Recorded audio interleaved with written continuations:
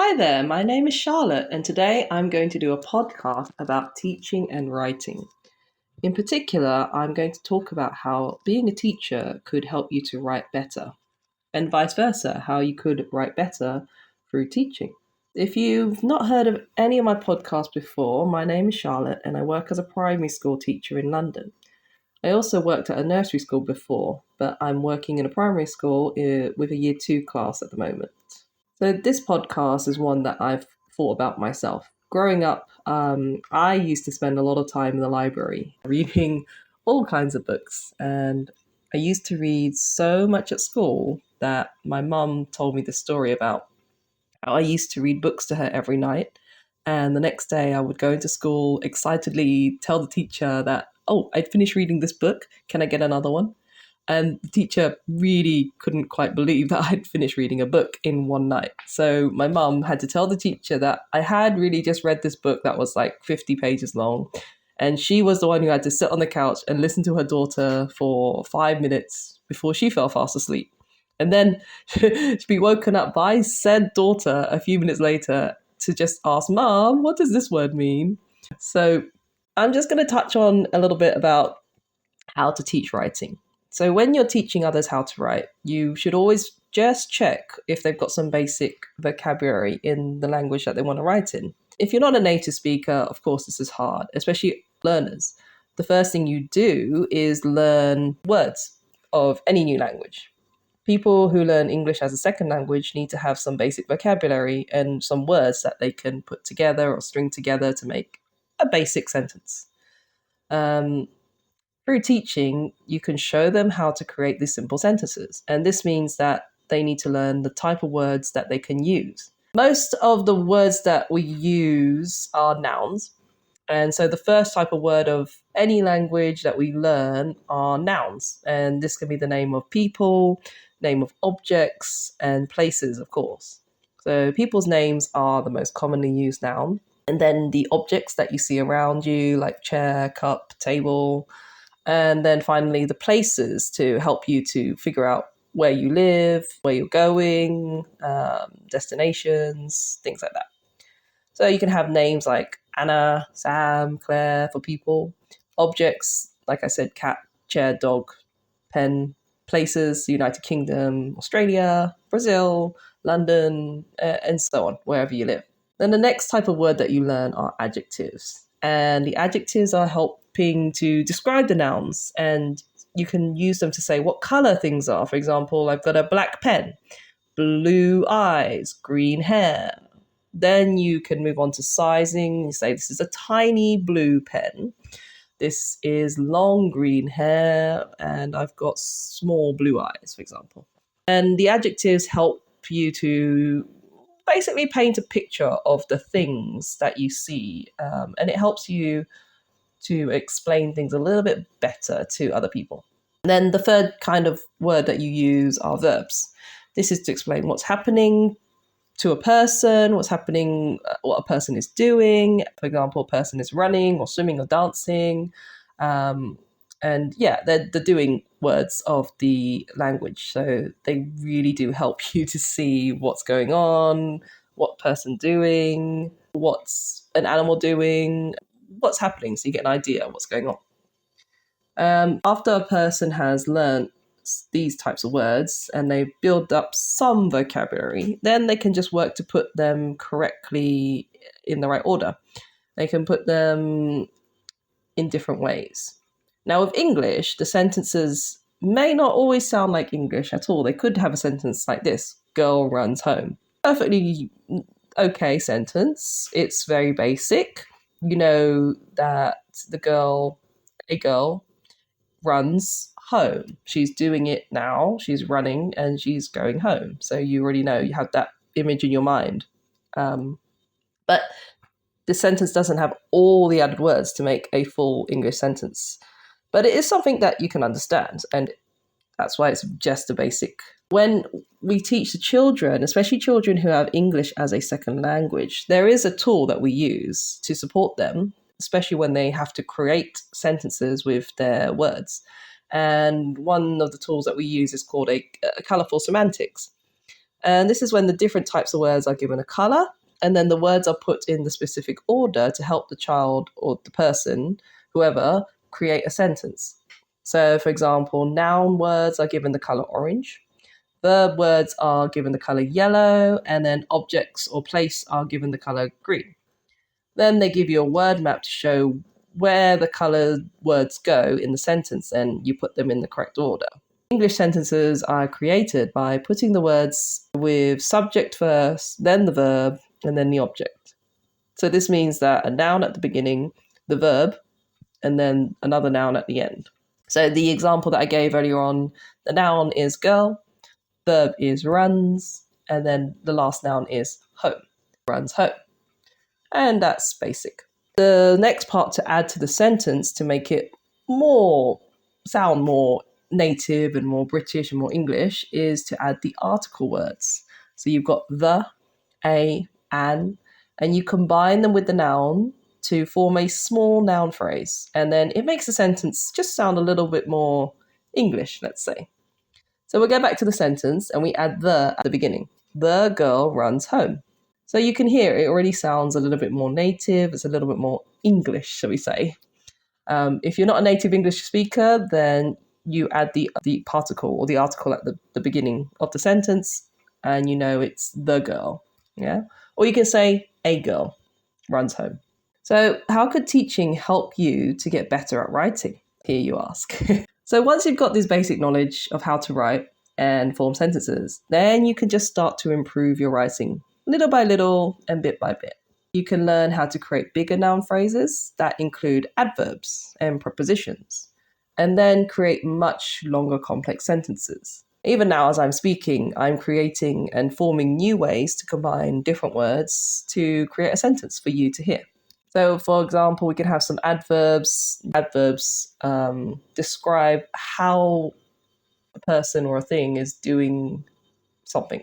So you can say run slowly. It's the adverb. So you know they're not running that fast. Runs quickly. So the girl runs home quickly, or the girl quickly runs home.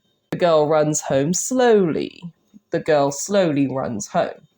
And adverbs are quite funny like that. You can put them in different places in the sentence. Prepositions are the where kind of words. So you can say in, the pen is in the pot.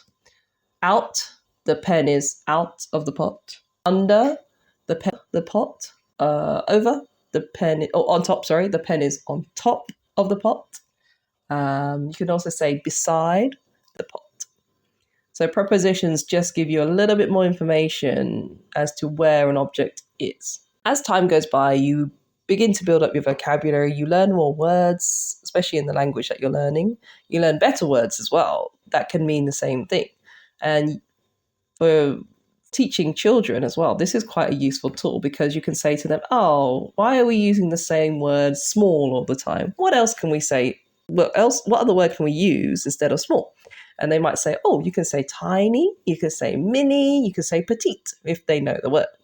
Then you replace that word in the sentence. So instead of the small girl runs home, you can say the tiny girl runs home or the petite girl runs home. And again, this helps you picture the girl and now you're thinking about the size of her. She's a small girl, she's a petite girl, she's mini, small, tiny. And it's just wonderful words, really. And then you can add the adverb. The small girl runs home quickly. The petite girl quickly runs home. And there you go. You've got even a bigger picture and you've made your sentence slightly longer and you've just added more information. Then you can change the place where the word goes as well. So as long as it follows the rules. So you can't say, let's see, the petite home runs girl quickly. First of all, that immediately makes no sense to me. And any other native listeners, you're probably thinking, okay, yeah, that makes no sense. So you've got to have the subject, that the subject has to be something that can do the verb. So the girl can run. You can change the girl to another noun.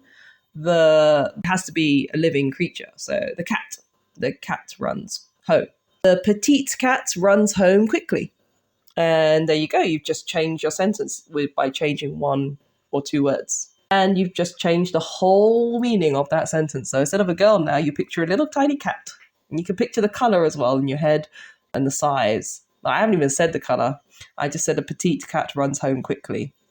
And then you've already got an image in your mind already of a cat, and you know the color, and you just know it's running. And it's small.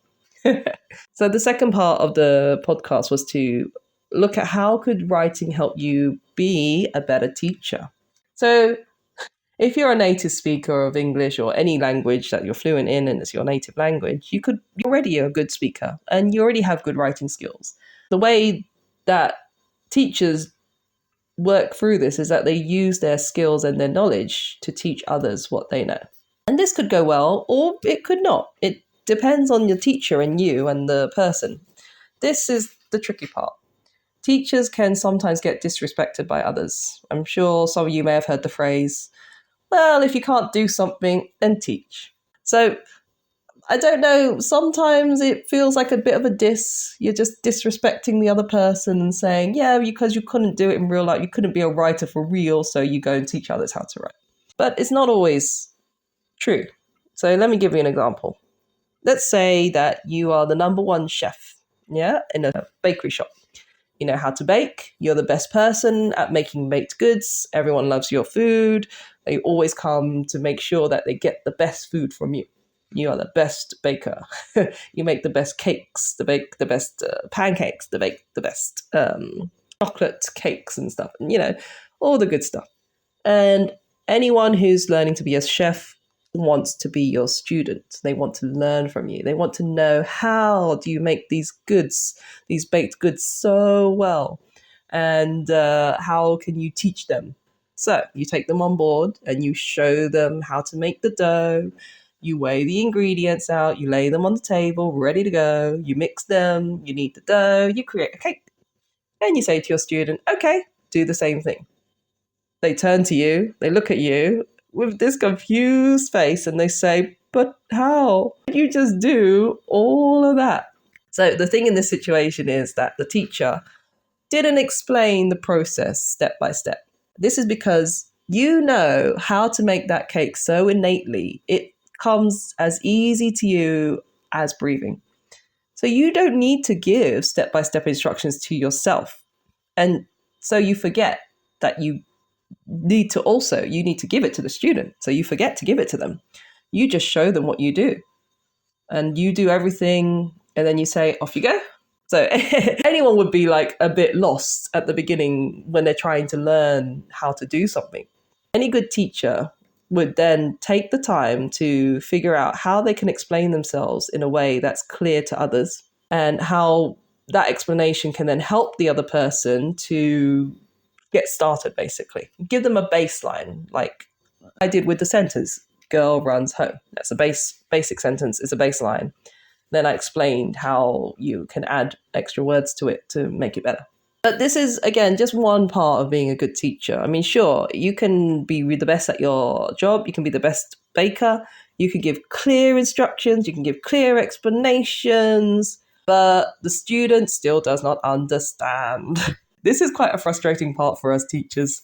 We've explained it 5 times. We've explained it till we're blue in the face.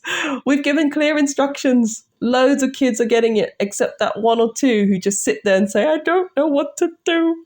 So this means that you need to stop, rethink what you're doing again.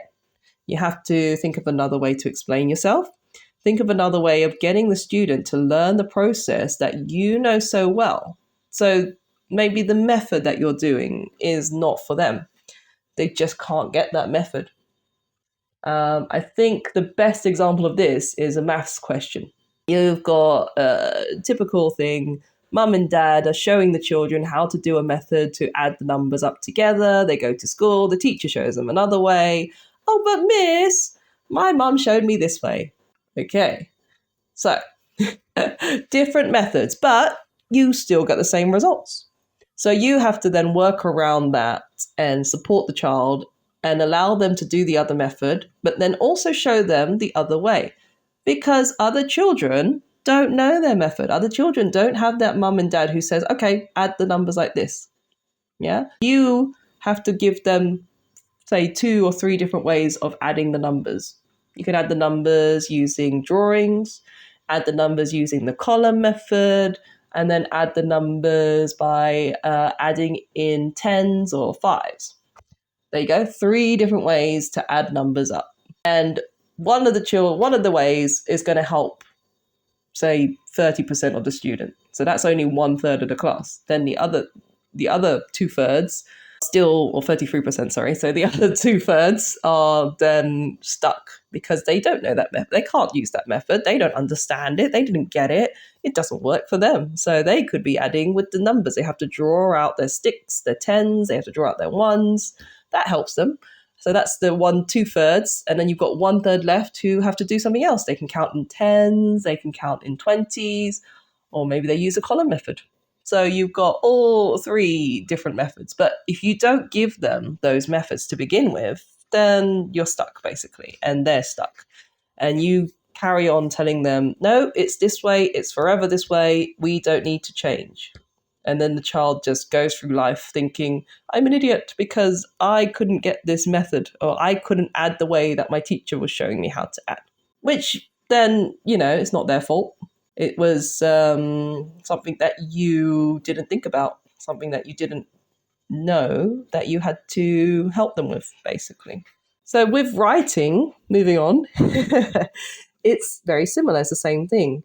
We provide the students with the basic tools that they need to create simple sentences. Once the student has that simple sentence, then we can show them how to make it longer, how to make it more interesting, and how to make it better, essentially. And then they get to a stage where they can string lots of different words together, string lots of different sentences together. They can create a story, and then they can go and be authors and write their own books. They can write poetry. They can go and write their autobiographies, write their whatever they want to write, basically. So at the beginning of this podcast, the questions that I was trying to answer was, how does being a teacher help you write better? And how can writing help you be a better teacher? So essentially, authors write sentences because they want to describe something. They write sentences to explain, and they want to inform and tell the reader what they want to say. As a teacher, you help others to learn how to write, then you show them how to improve their writing. And then after that, it's really up to them to write things their own way, develop their own voice and their own writing style. Teaching, I think, I found really interesting. It's an interesting way as well to become a better writer yourself. You learn the basics all over again, and you realize that, oh, I know how to put these words into a sentence. It's your native language. You're fluent in it. You didn't have to think too hard about it. It's something that's so natural to you now that you're older. You forgot that you didn't actually know how to do it when you were a child and a baby. When you're working with children, you see how quickly they pick up the language. They do it so quickly and so easily. As an adult, when you try to learn a new language, you struggle. You find it hard. It's kind of one of the hardest things to do. And you have to be taught by someone else who already knows how to do it innately. And you have to go back to the beginning, start learning slowly, words bit by bit, learn the grammar, learn the way to put the words together. Then you can move on. There's no way to rush the process. And it really shouldn't be something that is rushed anyway, because you're learning a language. And if you want to learn it well, you take your time, make sure you've understood how the language works, and then you can properly ingrain it into your brain. As a teacher, you reteaching your own native language to someone else. You also realize things and you understand language rules, and you begin to understand a little bit more how and why students can get things wrong. And then you learn how to avoid the pitfalls yourself, especially when you start writing your own sentences, because you can see the pitfalls, you can see the problems, and you can avoid them. And well, if that doesn't help you, then I don't know what else will. As a teacher, I mean, you could essentially become a writer. It's one of the things that we do. You are editing work all the time, even if you don't think you are. When you read the children's work, when you read the students' work, you say, oh, you could have done this to make it better. You're editing their work. You are reworking their sentence. And then you can do your own. Write your own story, write your own book, short stories, long stories, whatever you want. And then you just go through it and say, oh, okay, I can edit this. Oh, okay, I can change this word to this word. Oh, I can make this more interesting by doing this, that, and the other. So it essentially is beneficial in both ways. Well, that's all from me. So I hope you've enjoyed this podcast. If you do have any comments, leave them down below. I'll be making some more podcasts soon, so please look out for them. Thank you very much for listening and have a great day. Goodbye.